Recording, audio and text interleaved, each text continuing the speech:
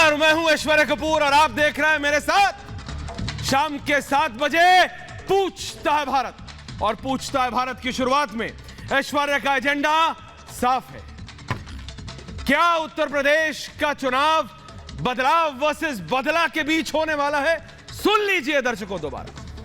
क्या उत्तर प्रदेश का चुनाव बदलाव बनाम बदला होने वाला है?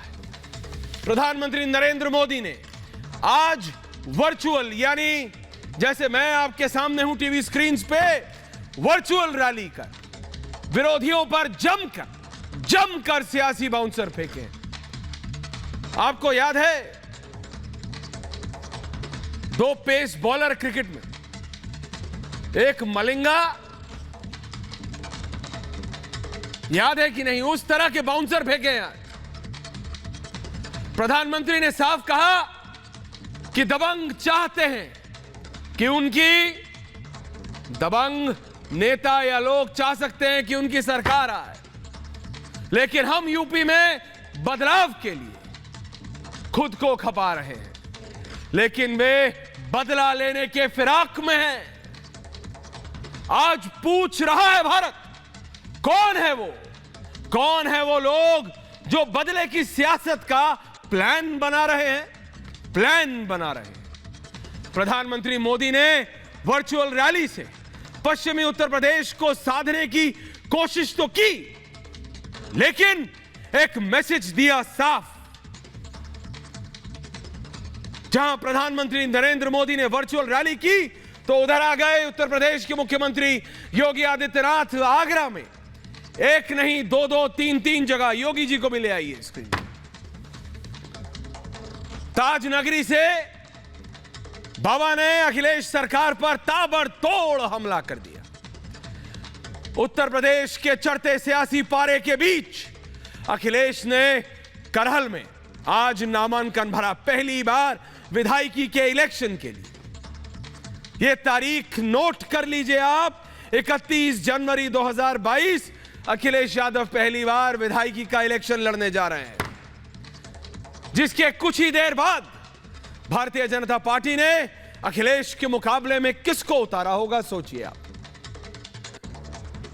किसको? केंद्रीय मंत्री एसपी सिंह बघेल को करहल के मैदान में उतार दिया भारतीय जनता पार्टी ने।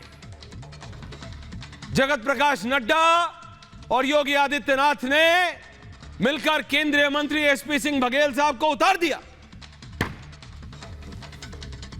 एसपी सिंह बघेल कौन है? एसपी सिंह बघेल भारतीय जनता पार्टी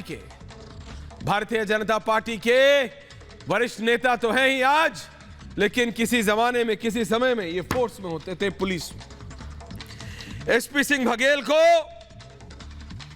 अखिलेश सिंह यादव के खिलाफ उतार के, एक केंद्रीय मंत्री को उतार के भारतीय जनता पार्टी क्या मैसेज दे रही? भारतीय जनता पार्टी ये मैसेज दे रही है कि हम अखिलेश के खिलाफ भी आसान कैंडिडेट नहीं उतार देंगे। ये 2022 की भारतीय जनता पार्टी। अगर नेताजी खड़े होते तो नेता यानी मुलायम सिंह यादव, तो उनके खिलाफ भी एक बड़ा चेहरा उतारा जाता। तो क्या गोरखपुर सदर, जहां से बाबा खड़े होंगे, वहां से समाजवादी पार्टी किसको खड़ा करेगी? यह देखना होगा। जरा पहले वाले ग्राफिक पे चलते हैं डायरेक्टर साहब।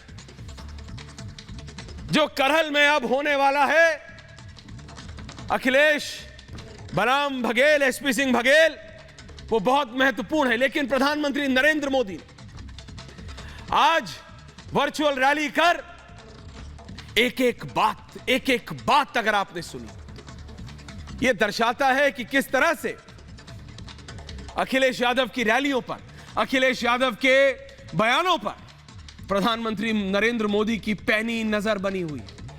उन्होंने यहां तक कहा कि सपने कौन देखता है? आपको याद है किसने कहा था कि उनके सपने में भगवान श्री कृष्ण आ रहे हैं और कहते हैं कि सरकार उनकी बनेगी। किसने? अखिलेश यादव ने। प्रधानमंत्री ने क्या कहा? सुनवाता हूं आपको क्या कहा प्रधानमंत्री ने, फिर आगे बढ़ते हैं डिबेट की ओर। सुनते हैं पहले रिएक्शन प्रधानमंत्री नरेंद्र मोदी का आज की वर्चुअल रैली से। प्रधानमंत्री नरेंद्र मोदी। कोई भूल नहीं सकता है 5 साल पहले यूपी को लेकर क्या चर्चा होती थी। 5 साल पहले दबंग और दंगाई ही कानून थे,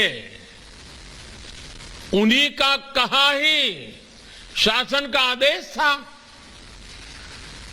5 साल पहले व्यापारी लूटता था, बेटी घर से बाहर निकलने में घबराती थी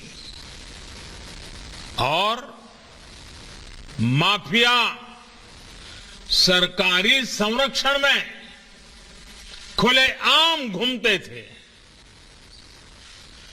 पश्चिमी यूपी के लोग कभी नहीं भूल सकते कि जब ये क्षेत्र दंगे की आग में जल रहा था तो पहले वाली सरकार उत्सव मना रही थी, उत्सव।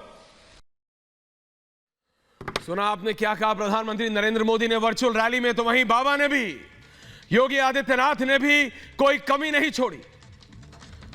अखिलेश यादव का 12 बजे उठने वाला, 2 बजे काम करने वाला, तो उन्होंने कहा ही था, लेकिन अब वहीं पे सीमित नहीं है। अब भाई इलेक्शन सर पे है, बाबा को भी समझ आ रहा है एक एक सीट, एक एक कॉन्स्टिट्यूएंसी, एक एक विधायक कितना महत्वपूर्ण है, एक एक कॉन्स्टिट्यूएंसी, एक एक उनकी रैली, एक एक स्पीच। परिवार बिल्कुल पुरजोर हो रहा है। तो सुनते हैं क्या कहा योगी आदित्यनाथ ने और फिर बढ़ते हैं डिबेट की ओर। बाबा सुनते हैं।